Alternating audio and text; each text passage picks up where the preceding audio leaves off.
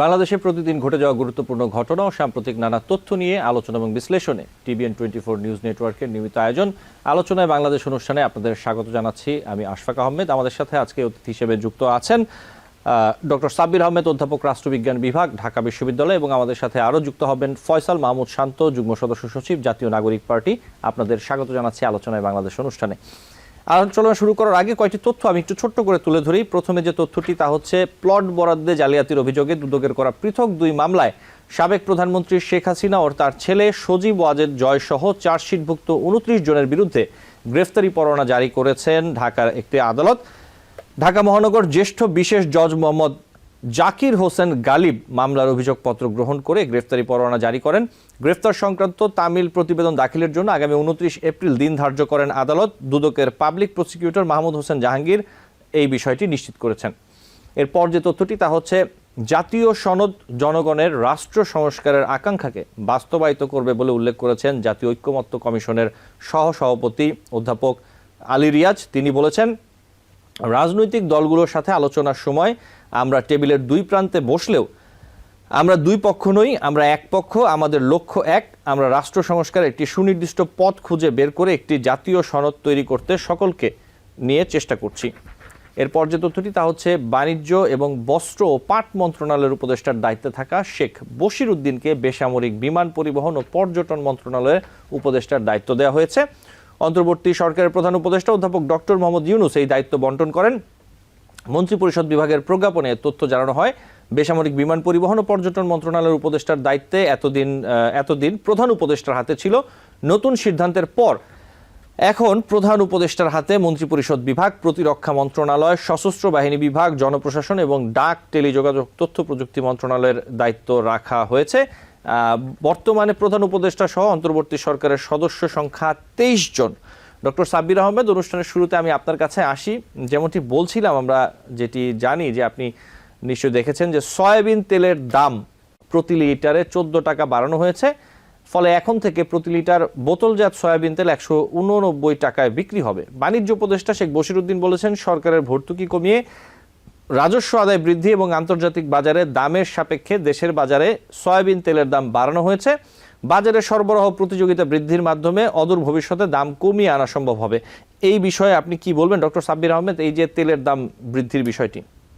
যে সকল পণ্য আমরা বাইরে থেকে আমদানি করি, সেই পণ্যগুলো তখন দেশের বাজারের যে মূল্য, সেই মধ্যে আন্তর্জাতিক বাজারের সাথে একটা সমন্বয় করতে হয় এবং সেই সমন্বয়ের মাধ্যমে মূল্য নির্ধারণ করতে হয়। এবং এই মধ্যবিত্ত এই সয়াবিন তেলের উপর নির্ভর করে নির্বাহ করে, শুধু মধ্যবিত্ত না, এটা আসলে নিম্ন মধ্যবিত্ত।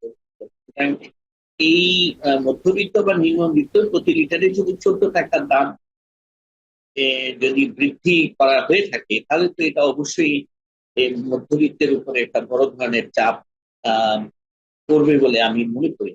তো এটা তো আসলে আমরা তো সেই ক্ষেত্রে অবশ্য এটাও সত্য যে যদি সয়াবিন তেলের দাম পার লিটারে 14 টাকা বেড়ে যায়, তো স্বাভাবিকভাবে মানুষ বিকল্প খুঁজবে। এই যে বাণিজ্য এবং বস্ত্র পাট মন্ত্রণালয়ের উপদেষ্টার দায়িত্বে থাকা শেখ বশির উদ্দিনকে এই দুই মন্ত্রণালয়ের পাশাপাশি বেসামরিক বিমান পরিবহন ও পর্যটন মন্ত্রণালয়ের উপদেষ্টার দায়িত্ব দেওয়া হয়েছে। এই যে দুটি মন্ত্রণালয়ের দায়িত্ব, এখন আরো একটি 3টি, এতে আসলে দায়িত্ব এবং কাজের চাপটি বেশি হয়ে যাচ্ছে না একজন উপদেষ্টার উপরে? আপনি কিভাবে দেখেন বিষয়টি? বর্তমানে আমরা যদি দেখি যে প্রধান উপদেষ্টা সহ অন্তর্বর্তী সরকারের সদস্য সংখ্যা 23 জন, এই সংখ্যা কি আরো বাড়ানো উচিত?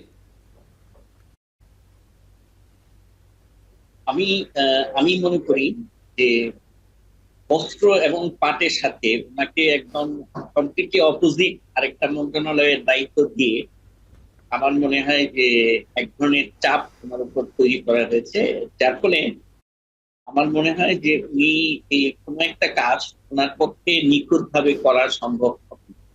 এই ধরনের এই ধরনের সিদ্ধান্ত সাধারণত, যেটাকে আমরা বলি ডিভিশন অফ লেবার, শ্রম বিভাজনের ক্ষেত্রে, শ্রম বিভাজনের ক্ষেত্রে একটা বিচ্যুতি। আর শ্রম বিভাজনটা যদি সঠিকভাবে করা না যায়, তাহলে যেটা হয়, একটা একটা মন্ত্রণালয় বা একটা দপ্তরের যে এফিসিয়েন্সি, তার দক্ষতার উপরে এটার একটা প্রভাব পড়ে। আলটিমেটলি এটা ওই মন্ত্রণালয়ের ওই নির্দিষ্ট অধিদপ্তরের যে ফলাফল, সেই ফলাফলকে নেতিবাচক ভাবে প্রভাবিত করে। জি ডক্টর সাবির আহমেদ, আরেকটি বিষয় আমি একটু আপনার কাছে আসি। যদি আমরা দেখি যে সম্প্রতি বিনিয়োগ সম্মেলন হলো, সেখানে কিন্তু বাংলাদেশের এবং বিদেশি বিভিন্ন উদ্যোক্তাদের বাংলাদেশে বিনিয়োগের আহ্বান জানিয়েছেন প্রধান উপদেষ্টা। এবং এই সম্মেলন শেষ হতে না হতেই যে ঘটনাটি ঘটলো, যে নতুন শিল্পের জন্য গ্যাসের দাম 33% বাড়ানো হয়েছে। বাংলাদেশ এনার্জি রেগুলেটরি কমিশনের প্রস্তাবিত গ্যাসের যে নতুন মূল্য কাঠামো, এটি নিয়ে গভীর উদ্বেগ জানিয়েছেন বাংলাদেশের বিদেশি বিনিয়োগকারীদের যে সংগঠন foreign investors chamber of commerce and industry. তারা বলছেন যে ন্যায়সঙ্গত বিনিয়োগ বান্ধব জ্বালানি মূল্য কাঠামোর দাবি তারা জানিয়েছেন। এই বিষয়টি আপনি কিভাবে দেখছেন ডক্টর সাব্বির আহমেদ? দেখুন, একদিকে আপনি দেশে বিনিয়োগ করার জন্য চেষ্টা করছেন, নতুন বিনিয়োগকারীদেরকে আকৃষ্ট করার চেষ্টা করছেন। অন্যদিকে আপনি নতুন শিল্পের জন্য 33% গ্যাসের মূল্য বৃদ্ধি, এইটা কিভাবে সম্ভব? মানে কেন 33%? মানে এক লাফে আপনি প্রায় মানে কি বলে, আপনি এত দূর পর্যন্ত আপনি বাড়ানোর সিদ্ধান্ত নিলেন কেন? এটা আরো কম হতে পারতো, 10% হতে পারতো বা 15% হতে পারতো। এত মাত্রায় নতুন শিল্পে গ্যাসের মূল্য বৃদ্ধি করলে তো বিনিয়োগকে আকৃষ্ট হবে? আমার তো মনে হয় না কিভাবে আকৃষ্ট হবে। এবং এটা তো বিনিয়োগ প্রচেষ্টার সাথে এই ধরনের সিদ্ধান্ত আমার কাছে তো সাংঘর্ষিক। সুতরাং এই বিষয়টি আর সরকার পুনর্বিবেচনা করবেন, এবং তিনি দেখবেন যে পুনর্বিবেচনা করে এটাকে অবশ্যই সরকারের উচিত হবে যে এই বিষয়টি রিভাইজ করা, আবার নতুন ভাবে এই বিষয়টা নিয়ে চিন্তা করা। কারণ আমাদের বিনিয়োগের কোনো বিকল্প এখন আমাদের সামনে নাই। আমরা যদি অর্থনৈতিক উন্নয়ন করতে চাই, আমাদের বিনিয়োগ বাড়াতেই হবে। বিনিয়োগ বৃদ্ধি করার ক্ষেত্রে যত ধরনের প্রতিবন্ধকতা আছে, এগুলিতে তো আমাদের যে কোনো মূল্যে এই চ্যালেঞ্জকে আমাদের সামাল দিতে হবে। আমি মনে করি যে 33% গ্যাসের মূল্য বৃদ্ধি নতুন শিল্পে, আমি একদম সম্পূর্ণরূপে স্ববিরোধী একটা সিদ্ধান্ত, বিশেষ করে বিনিয়োগের প্রচেষ্টার সাথে এটার একেবারেই অসামঞ্জস্যপূর্ণ একটা সিদ্ধান্ত বললাম। জি ডক্টর সাব্বির আহমেদ, আরেকটি বিষয় যেটি তা হচ্ছে যে আমরা যদি দেখি যে ভারত থেকে স্থলবন্দর দিয়ে সুতা আমদানি বন্ধ করা হয়েছে, এবং এর আগে আমরা যদি দেখি যে ভারত বাংলাদেশের ট্রান্সশিপমেন্ট চুক্তির বাতিল করার ঘোষণা দেয়। বাংলাদেশ ভারত সম্পর্কে এই যে বাণিজ্যিক যে বিষয়গুলো চলছে, এগুলো আসলে বাংলাদেশের জন্য কতটা অসুবিধাজনক অথবা অলাভজনক আপনার কাছে মনে হচ্ছে ডক্টর সাব্বির আহমেদ? দেখুন, আপনি যখন আপনার পার্শ্ববর্তী দেশকে ব্যবহার করবেন, রপ্তানি করবেন, বা পার্শ্ববর্তী দেশকে থেকে কোনো পণ্য আমদানি করবেন, এই দুই ক্ষেত্রেই অর্থনীতির যে ভাষা, অর্থনীতির পরিভাষায় যেটাকে আমরা বলি ট্রানজাকশন কস্ট, বিনিময়ে দাম, একটা জিনিস আনা নেওয়ার ক্ষেত্রে যে দাম, সেই দামের ক্ষেত্রে তো একটা সুবিধা সবসময় আমাদের পার্শ্ববর্তী দেশ থেকে। তো যাই হোক, ভারত আমাদেরকে ট্রান্সশিপমেন্ট বন্ধ করে দিয়েছে এবং সুতা আমদানি বন্ধ করে দিয়েছে। সেই ক্ষেত্রে আমরা হয়তো আমাদের এইগুলো তো অবশ্যই আমরা বিকল্প পথে রপ্তানিও করতে পারবো, but at the same time আমরা সুতাও আমদানি করতে পারবো। কিন্তু সেই ক্ষেত্রে আমাদের ট্রানজাকশন কস্ট বেড়ে যাবে, অর্থাৎ আমাদের। ডক্টর সাব্বির আহমেদ স্যার, জি আমি আবারও আসবো আপনার কাছে, অনেকক্ষণ আপনার সাথে কথা বলছি। আমাদের সাথে ফয়সাল মাহমুদ শান্ত যুক্ত হয়েছেন, আমি একটু যেতে চাই ফয়সাল মাহমুদ শান্তর কাছে এবং এরপর আবার আপনার কাছে আসবো ডক্টর সাব্বির আহমেদ। ফয়সাল মাহমুদ শান্ত, ধন্যবাদ যুক্ত হওয়ার জন্য। আমি আপনার কাছে সরাসরি একটি প্রশ্নে আসি। আমরা যে বিষয়গুলো নিয়ে আলোচনা করছিলাম সেগুলো নিয়ে আসলে এখন আলোচনা আবার পরে করলেও করতে পারি সময় পেলে। আমি আসি আপনার কাছে জাতীয় নাগরিক পার্টির মুখ্য সংগঠক দক্ষিণাঞ্চল হাসনাত আব্দুল্লাহ ফেসবুকে একটি পোস্ট দিয়েছেন, আপনি নিশ্চয়ই দেখেছেন। সেখানে তিনি লিখেছেন যে যেদিন থেকে আমাদের আওয়ামী বিরোধী অবস্থান এবং কম্প্রোমাইজের রাজনীতির বিরোধিতাকে শিষ্টাচার বহির্ভূত বলা শুরু হয়েছে, সেদিন থেকেই আওয়ামী লীগের মিছিল বড় হতে শুরু করেছে। যারা কম্প্রোমাইজের রাজনীতি করছেন তাদের সতর্ক করছি, অতি শীঘ্রই আওয়ামী লীগ নিয়ে সিদ্ধান্তে আসুন, না হলে আপনারা করবেন কম্প্রোমাইজের রাজনীতি আর আমি করব শিষ্টাচার বহির্ভূত আচরণ। আমি শিষ্টাচার বহির্ভূত আচরণ শুরু করলে নিতে পারবেন না, সাবধান হয়ে যান। তার এই বক্তব্য আপনি কিভাবে দেখছেন ফয়সাল মাহমুদ শান্ত? ধন্যবাদ জানাচ্ছি টিবিএন এর কর্তৃপক্ষকে এবং দর্শক শ্রোতা যারা শুনছেন। আমি প্রথমেই আন্তরিকভাবে ক্ষমা প্রার্থনা করছি যে একটু যুক্ত হতে দেরি হয়েছে, আর রাস্তায় বিকট জ্যামের কারণে আসলে আমার পৌঁছাতে দেরি হয়েছে। যে বিষয়টি আসলে বলছিলেন সেটি হচ্ছে যে বাংলাদেশে আওয়ামী লীগের প্রশ্নে জনগণ 5 আগস্টে একটা সিদ্ধান্ত দিয়ে দিয়েছে।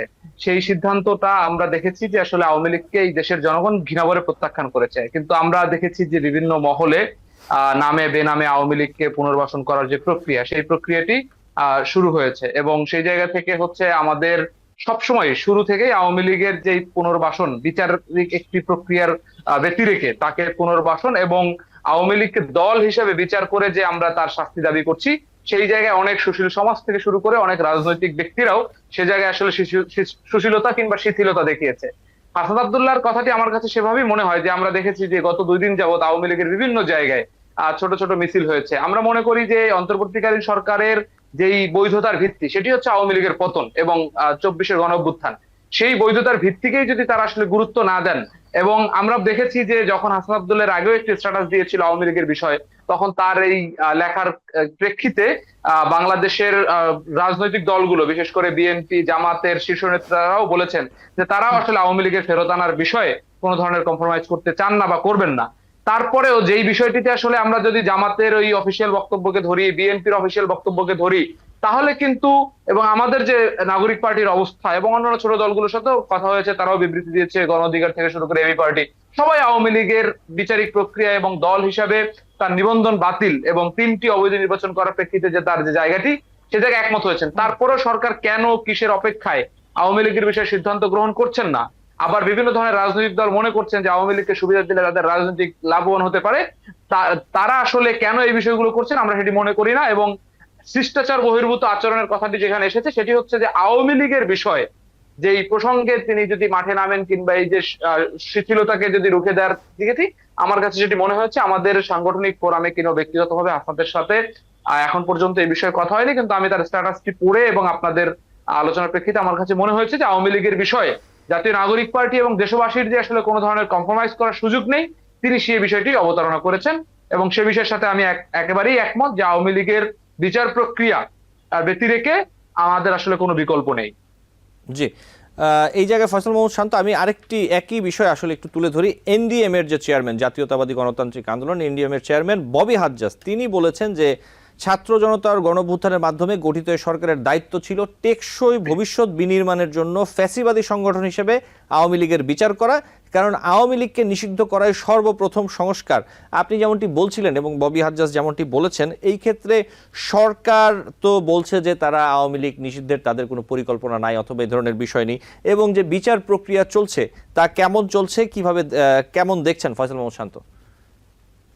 আমার কাছে আসলে বিচার সরকারের অনেক ধরনের, বিশেষ করে গত 2-1 মাসে সরকারের অনেক ধরনের ডেভেলপমেন্ট হয়েছে, অনেক ধরনের জায়গাগুলোতে সরকার ভালো করছেন, বিশেষ করে বিনিয়োগ এবং বিদেশি বিনিয়োগকারীদেরকে আকৃষ্ট করা থেকে শুরু করে ব্যবসা বাণিজ্যের ক্ষেত্রে, বিশেষ করে রমজানে যেই পরিমাণে দাম নিয়ন্ত্রণ ছিল এবং বিদ্যুতের জায়গা থেকে সবকিছু কিছু ইতিবাচক হয়েছে। কিন্তু বিশেষ করে বিচার প্রক্রিয়ার ক্ষেত্রে আমি বলবো সরকার আশানুরূপ কাজ করতে পারেনি। আমার কাছে মনে হয়েছে যে বিচারিক প্রক্রিয়ায় এই বিশেষ জুলাই হত্যাকাণ্ড থেকে শুরু করে গত 15 থেকে 16 বছরের যারা রাজনৈতিক ভিকটিম হয়েছে তাদের বিচার প্রক্রিয়া সম্পূর্ণ করার ক্ষেত্রে সরকারের যেই পরিমাণে গুরুত্ব দেওয়া প্রয়োজন ছিল, ওখানে যেই পরিমাণে লোকবল নিয়োগ করার প্রয়োজন ছিল, সেই জায়গায় আমার কাছে মনে হয়েছে আসলে এই বিষয়টি সরকার যথাযথভাবে একমত হননি। দেখেন, একটা বিষয় হচ্ছে যে আমাদের বিভিন্ন ধরনের সংস্কার নিয়ে দ্বিমত রয়েছে, সংস্কার নিয়ে বিভিন্ন ধরনের আলাপ আলোচনা রয়েছে, কম সংস্কার হবে নাকি বেশি সংস্কার হবে, ডিসেম্বরে নির্বাচন হবে নাকি জুলাই নির্বাচন হবে, নানা ধরনের আলাপ রয়েছে। কিন্তু দেখেন এই যে বিচার, এই জুলাই হত্যাকাণ্ডের বিচার নিয়ে কিন্তু কোনো দলের মধ্যে দ্বিমত নেই। তারা কিন্তু সব দলই কিন্তু বিচার চায়, অন্তত আমাদের যে ফর্মাল যে জায়গাগুলো সেখানে তো সব দল বলছে যে বিচার চায়। তো সরকার কিন্তু এই বিচারিক যে সংস্কারটা, সেই সংস্কারে কিন্তু সরকার আরো গতিশীল হতে পারতো, কিন্তু সরকারকে আমরা দেখেছি বিভিন্ন জায়গায় যেই বিষয়গুলো নিয়ে দ্বিমত রয়েছে সেই বিষয়গুলোকে সামনে আনছেন। কর্মসংস্কার, বিসংস্কারের নির্বাচন প্রসঙ্গটাকেও সরকার সামনে আনছেন, এক পক্ষ নির্বাচন চায় না চায় সেইগুলোকে মুখোমুখি দাঁড় করাচ্ছেন। কিন্তু যেই বিষয়গুলোতে আমরা রাজনৈতিক দলগুলো এবং দেশের মানুষজন একমত রয়েছি, সেটি হচ্ছে বিচার এবং অর্থনৈতিক এবং আইন শৃঙ্খলা বাহিনীর সংস্কার। এই বিষয়গুলোতে তো কোনো রাজনৈতিক দলের দ্বিমত নেই। যেই লোকটি গত 15 বছর নির্যাতিত হয়েছে তার বিচার করতে তো আপনার কোনো ধরনের কোনো দ্বিমত নেই।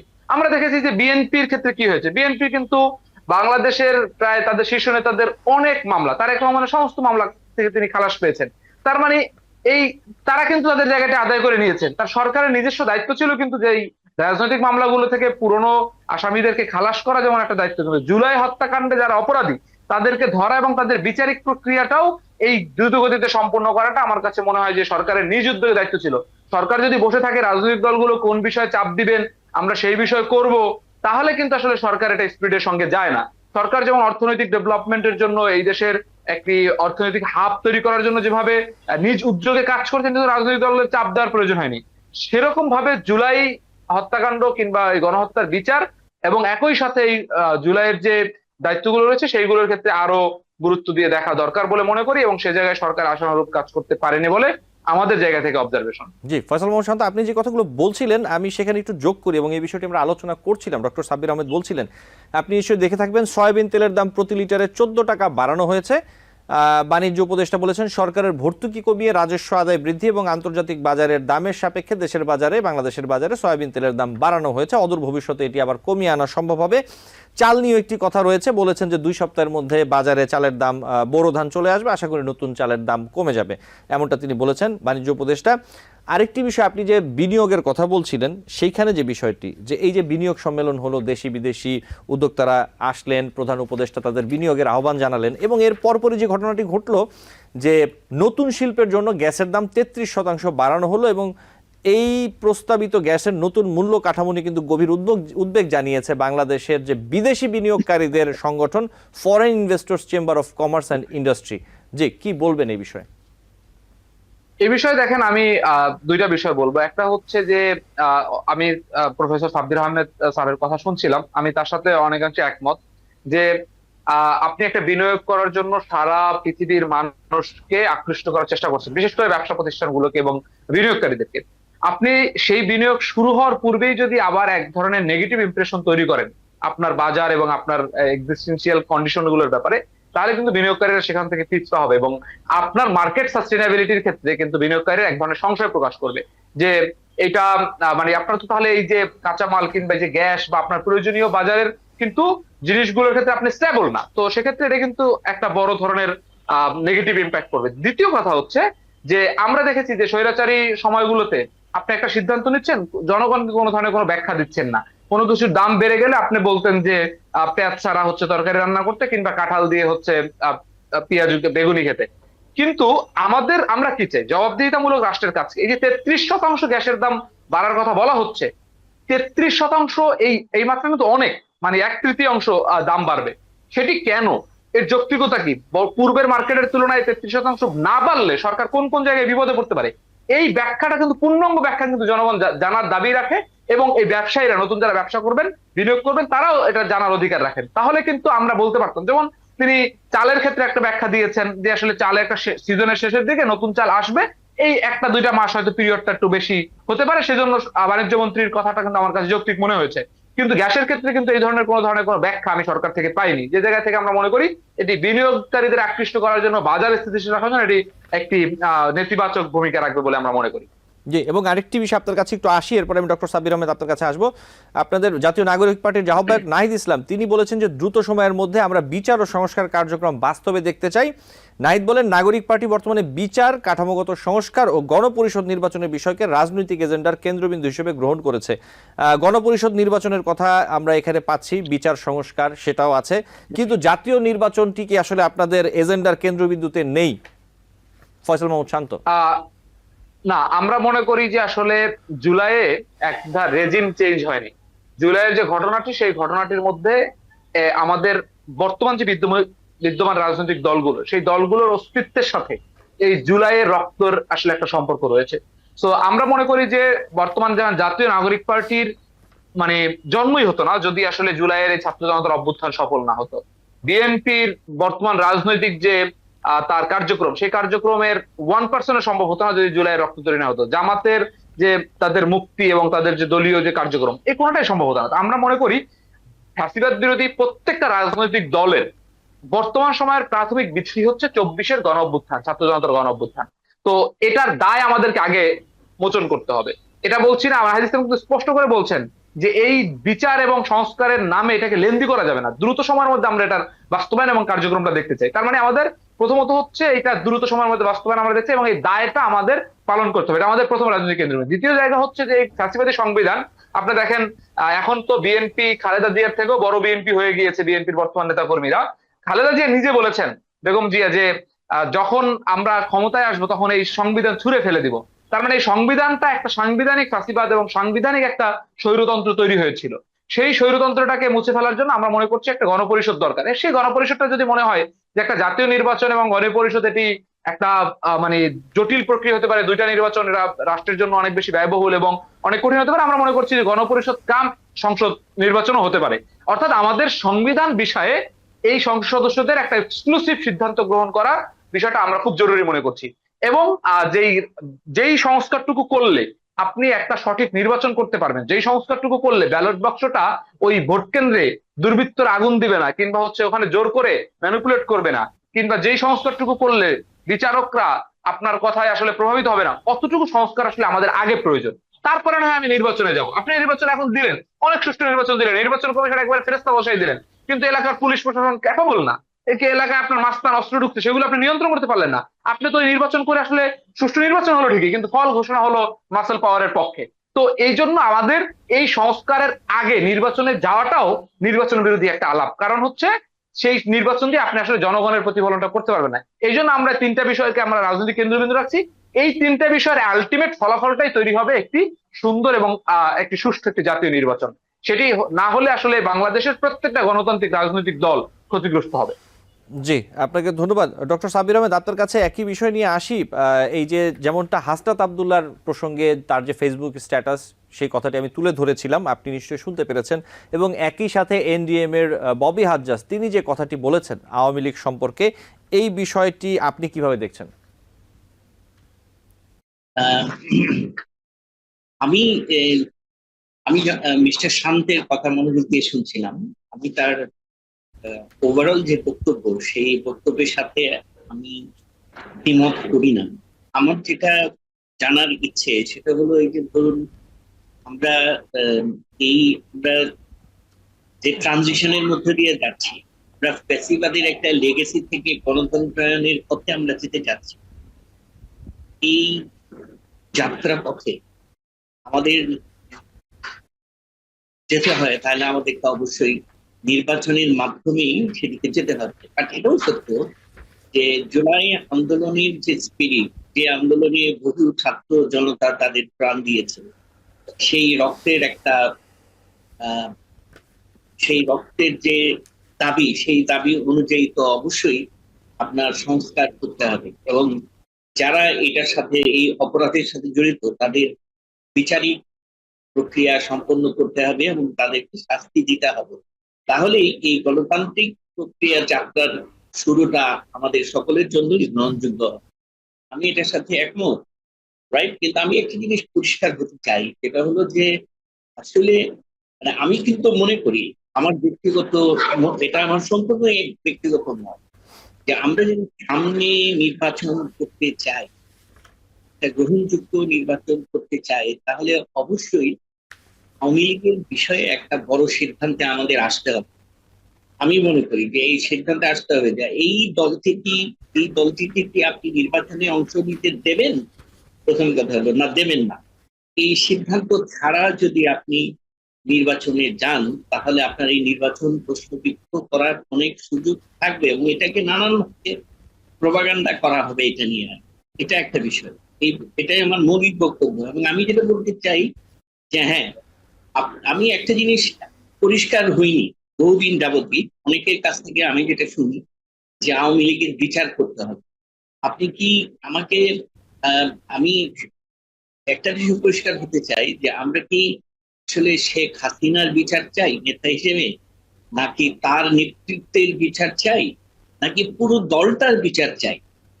এই বিষয়গুলো যদি পরিষ্কার না হয় তাহলে আমার মনে হয় যে এই বিষয় নিয়ে একটা মানে আমাদের মধ্যে এক ধরনের কনফিউশন বা আমাদের মধ্যে স্পষ্ট অবস্থান, পুরো জনগণের মধ্যে এই বিষয়ে স্পষ্ট অবস্থান তৈরি হবে না। এবং এটাই আমার বক্তব্য। জি, ফয়সাল তো মোহাম্মদ শান্ত। জি, ডক্টর সাব্বির আহমেদ, জি, আপনি যদি একটু বলতে চান। আমি যেটা মনে করি যে আপনার আগামী নির্বাচন করতে হলে সংস্কারের চাইতেও গুরুত্বপূর্ণ আমার কাছে যে প্রশ্ন মনে হয় সেটা হলো যে আওয়ামী লীগের বিষয়ে সিদ্ধান্ত নেওয়া। আমি মনে করি সংস্কারের চাইতে এটা বেশি গুরুত্বপূর্ণ সিদ্ধান্ত, যে আওয়ামী লীগকে নির্বাচনে আপনি অংশগ্রহণ দেবেন না দেবেন না, বা এটিকে নিষিদ্ধ করবেন না করবেন না, বিচারিক প্রক্রিয়াকে এগিয়ে নিতে হবে। আরেকটা বাস্তব দিক তো এখানে রয়েছে, সেটা হলো যে এই বিচারটা সম্পন্ন করতে আপনি কি 1 বছরের মধ্যে সেটা পারবেন, 2 বছরের মধ্যে সেটা পারবেন? আমি যতটুকু শুনেছি যে এটা তো একটা দীর্ঘমেয়াদী প্রক্রিয়া। তাহলে সেই প্রক্রিয়াকে সামনে রেখে কি এই নির্বাচন স্থগিত হয়ে থাকবে? ততদিন পর্যন্ত কি আমাদের অপেক্ষা করতে হবে? তো সেই সেই অপেক্ষা করতে গেলে তো আমাদের এই বিদ্যমান যে রাজনৈতিক দলগুলো আছে, এই দলগুলোর মধ্যে তো এই বিষয়ে কোনো ঐকমত্য তৈরি হবে না। তাহলে কিন্তু আবার আমরা আরেকটা অস্থিতিশীলতার মধ্যে ফিরে যাওয়ার যে অনিশ্চয়তা, সেই অনিশ্চয়তা কিন্তু আমাদের মধ্যে কাজ করবে। Thank you. জি, ডক্টর সাব্বির আহমেদকে ধন্যবাদ। ফয়সাল মোহাম্মদ শান্ত, ডক্টর সাব্বির আহমেদ যে কথাগুলো বলছিলেন, আসলে যে প্রশ্নগুলো রাখছিলেন, একই প্রশ্ন যদি আমি আপনার কাছে রাখি, যে ক্ষমতাচ্যুত সাবেক প্রধানমন্ত্রী শেখ হাসিনার বিচার, আওয়ামী লীগের অথবা তৎকালীন সরকারের যারা মন্ত্রী ছিলেন তাদের বিচার, নাকি রাজনৈতিক দল আওয়ামী লীগের বিচার, আসলে এই বিষয়টি পরিষ্কার হওয়া জরুরি। আপনি কি বলবেন এই ব্যাপারে? জি, ধন্যবাদ। এক্ষেত্রে আমাদের দলীয় এবং আমি যদি ব্যক্তিগত জায়গা থেকে আমাদের মতামতটা বলি, সেটা হচ্ছে যে দেখেন, বিচারের দুইটা সেক্টর আছে। একটা হচ্ছে যে ব্যক্তি শেখ হাসিনা কিংবা ব্যক্তি একজন ছাত্রলীগের সভাপতি বা একজন কর্মী কিংবা একজন পুলিশ সদস্য, তিনি যে হত্যাকাণ্ডটি ঘটিয়েছেন, তিনি যে নিপীড়নটি নির্যাতনটি করিয়েছেন, সেটি হুকুমের মাধ্যমে হোক বা সরাসরি গুলি করে হোক, সেই ব্যক্তির খুনের এবং সেই নির্যাতনের একটা বিচার আপনাকে হতে হবে, সেটা একটা প্রক্রিয়া চলবে, নাম্বার ওয়ান। নাম্বার টু হচ্ছে আওয়ামী লীগ দলীয়ভাবে সিদ্ধান্ত নিয়ে, দল হিসাবে প্রেস রিলিজ দিয়ে কিংবা দলীয়ভাবে সংগঠিতভাবে যেই অন্যায়গুলো করেছে, সেই দল হিসেবে তাকে জবাবদিহিতার আওতায় আনতে হবে। এখন সেক্ষেত্রে দল হিসেবে আওয়ামী লীগের অপরাধের জায়গাটা দেখেন। প্রথমত হচ্ছে আওয়ামী লীগ অপরাধ করেছে 14, 18 এবং 24। এই তিনটা নির্বাচনকে আওয়ামী লীগ দল হিসাবে গণতন্ত্রকে এখানে জবাই করেছে এবং নির্বাচনকে ম্যানিপুলেট করেছে, এবং ম্যানিপুলেট না মানে সরাসরি নির্বাচন গণতন্ত্র, তিনি ভোটবিহীন একটা সিস্টেম চালু করেছে। তার মানে এটা কিন্তু আওয়ামী লীগ দল হিসেবে করেছে, ব্যক্তি শেখ হাসিনা করেনি। তার মানে সেখানে দল হিসেবে তাকে প্রথমে তার নির্বাচন, তাকে বিচারিক প্রক্রিয়ায় ঢুকাতে হবে। একটা হচ্ছে তার অপরাধে হত্যাকাণ্ড কিংবা লুটতারাজ করেছে, মনে করেন আপনি সালমান এফ রহমান হিসেবে আপনি টাকা লুট করেছেন, তার মানে সে সালমান আপনাকে অর্থনৈতিক বিচারটা আপনাকে হবে। কিন্তু দল হিসেবে যখন আপনি নির্বাচন ম্যানিপুলেশন বলেন কিংবা দল হিসেবে ঘোষণা দিয়ে একটা কাঠামোগত একটা জায়গা করেন, সেই হিসেবে আপনাকে একটা বিচারিক প্রক্রিয়া নিয়ে আসতে হবে। নিয়ে আসার জন্য আপনাকে প্রথমেই আপনার নিবন্ধনটাকে স্থগিত করতে হবে। আপনি শুরুতেই বাতিল করতে পারবেন না কিংবা নিষিদ্ধ করতে পারবেন না, কারণ নিষিদ্ধটা তো আসবে আপনার বিচারিক প্রক্রিয়ার পরে। আমি যদি আগেই বলি যে নিষিদ্ধ করতে হবে, সেটা আমি সিদ্ধান্তটা দিয়ে দিলাম, তাহলে তার বিচারটা চাইলাম না। তো সেক্ষেত্রে আপনাকে আগে তাকে বিচারিক প্রক্রিয়ায় ঢুকাতে হবে, তার নিবন্ধনটাকে স্থগিত করতে হবে, যে সে যেহেতু গণতন্ত্রটাকে হত্যা করেছে, তিনটা নির্বাচন যে তিনি চুরি করেছে, সে বিষয়ে তো আসলে সকল রাজনৈতিক দল এবং সবাই একমত, বিএনপি সহ সবাই। তার মানে সেই নির্বাচন চুরি করার দায় আগে তাকে আপনাকে নিবন্ধনটাকে স্থগিত করতে হবে। দ্বিতীয় জায়গাটা হচ্ছে যে স্যার যেটা প্রশ্ন করেছেন, সেটা হচ্ছে সময়। এইটি কি এই বিচার প্রক্রিয়া শেষ হওয়ার পরে আমরা নির্বাচনে যাবো কিনা? আমরা ব্যক্তিগতভাবে আসলে এনসিপি থেকে এটা মনে করি না যে আসলে সমস্ত বিচার সম্পূর্ণ হওয়ার পরে আপনি ইলেকশনে যাবেন। তাহলে কি হয়? তাহলে তো 50 বছর সময় আপনি বিচারটাকে ঝুলাবেন, 50 বছর পরে আপনাকে ইলেকশনে যেতে হবে। আমরা মনে করি কি, এই যে আমি কথাটা বললাম যে আওয়ামী লীগের, স্যার রাইটলি বলেছেন যে দল হিসেবে আপনি তাকে কিভাবে ডিল করবেন, এই সিদ্ধান্তটা আগে আপনাকে নিতে হবে। এই জন্য আপনার 10 বছর সময় দরকার নাই। এই জন্য আপনাকে আগে সিদ্ধান্ত নিতে হবে আওয়ামী লীগকে আপনি একটা বিচারিক প্রক্রিয়া ঢুকাবেন, তার নিবন্ধনটাকে স্থগিত করবেন, তাকে আপনি ইলেকশনে আসতে দিবেন কি দিবেন না, এই সিদ্ধান্তটা আপনি নেবেন। এটা একটা আওয়ামী লীগের দলীয় জায়গাগুলো, এবং তার দল হিসেবে তার বিচার প্রক্রিয়া চলতে থাকবে, এটা নিরপেক্ষভাবে চলতে থাকবে। এর মধ্যে আপনি নির্বাচন করতে পারেন। আবার ব্যক্তির জায়গা থেকে আপনি যে হত্যাকাণ্ডগুলো ঘটেছে, জাতিসংঘের প্রমাণ আছে এখানে, আওয়ামী লীগের একবারে কফিনে ব্রেক মেরে দিয়েছে, জাতিসংঘ বলেছে যে আন্তর্জাতিক অপরাধের সমতুল্য অপরাধ বাংলাদেশে ঘটেছে। সেক্ষেত্রে আপনি এই বিচার প্রক্রিয়াটাকে শুরু করবেন, এবং শুরু করে যাদেরকে আপনি পাচ্ছেন প্রাথমিক ভিকটিম হিসাবে এবং প্রাথমিক অপরাধী হিসেবে, তাদেরকে আপনি ধরবেন এবং তাদের বিরুদ্ধে তদন্ত কার্যক্রমগুলো চলমান রাখবেন। চলমান রাখার পরে সেই তদন্ত চলবে, সেক্ষেত্রে কিছু সিদ্ধান্ত আপনি দিবেন, তারা আবার আপিল করবে, সেগুলো চলতে থাকবে। এই যে দুইটা প্রক্রিয়া, ইন্ডিভিজুয়ালের ক্ষেত্রে এবং দলের ক্ষেত্রে, এই দুইটা প্রক্রিয়া যদি আপনি সিদ্ধান্ত নিয়ে সঠিকভাবে শুরু করেন, এবং সেক্ষেত্রে একটা দলীয় সবগুলো দলের একটা ঐক্যমতের কনসেনসাস তৈরি হবে, তাহলে কিন্তু আমরা মনে করছি যে আপনি বিচার প্রক্রিয়ায় ঢুকছেন। এই বিচার প্রক্রিয়া সম্পূর্ণ করার প্রয়োজন নেই, কারণ শেখ হাসিনাকে আপনি কবে ফিরিয়ে আনবেন, কবে ফাঁসি দিবেন, এটা তো আসলে হতে পারে না, এরকম কোনো সেন্সিবল কোনো দাবিও না। কিন্তু আপনাকে এই সিদ্ধান্ত গ্রহণটা কিন্তু আমাদের একটা সেন্সিবল দাবি। এর আগে যদি আপনি বলেন যে আপনি ইলেকশন দিবেন, এটা আমরা মনে করি ইলেকশন দেওয়ার ক্ষেত্রে এটা একটা প্রতিবন্ধকতা তৈরি করবে। আওয়ামী লীগ মাঠে আসবে, সেটা এখন বৈধ দল, তাকে আপনি নির্বাচন করতে দিবেন, এবং বিএনপি এবং জামাত তাকে পিটাবে এলাকায় এলাকায়, তো আপনি তার রক্তক্ষয়ী সিচুয়েশন তৈরি করে আপনি নির্বাচনের দিকে যেতে যাচ্ছেন, সেটা তো কোনো ধরনের কোনো গণতন্ত্রের পরিবেশ হতে পারে না। আগে আপনাকে সিদ্ধান্ত নিতে হবে। যদি মনে করেন যে তাহলে দলগুলো বলুক এবং রাষ্ট্র বলুক যে আমরা আওয়ামী লীগকে পুনরায় ইলেকশন করতে দিব, এবং আওয়ামী লীগকে ইলেকশন করার জন্য আমরা তাকে প্রোটেকশন দেবো, আমি মনে করি আওয়ামী লীগের যে সিদ্ধান্ত না নিয়ে ইলেকশনে যান, আওয়ামী লীগকে ভোট করার প্রোটেকশন এই রাষ্ট্রের দেয়া দায়িত্ব, যদি আপনি তার ব্যাপারে কোনো সিদ্ধান্ত না নেন। জি, ফয়সাল মাহমুদ শান্ত, আপনাকে অনেক ধন্যবাদ যুক্ত হওয়ার জন্য এবং সময় দেওয়ার জন্য। আমাদের সময় আজকে শেষ। ডক্টর সাব্বির আহমেদ, আপনাকে আন্তরিকভাবে ধন্যবাদ জানাচ্ছি আজকে সময় দেওয়ার জন্য।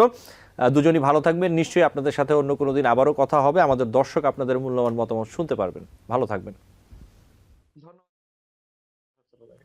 দর্শক, আলোচনায় বাংলাদেশ অনুষ্ঠানে আজ এই পর্যন্তই। পরবর্তী অনুষ্ঠান দেখার আমন্ত্রণ জানিয়ে বিদায় নিচ্ছি।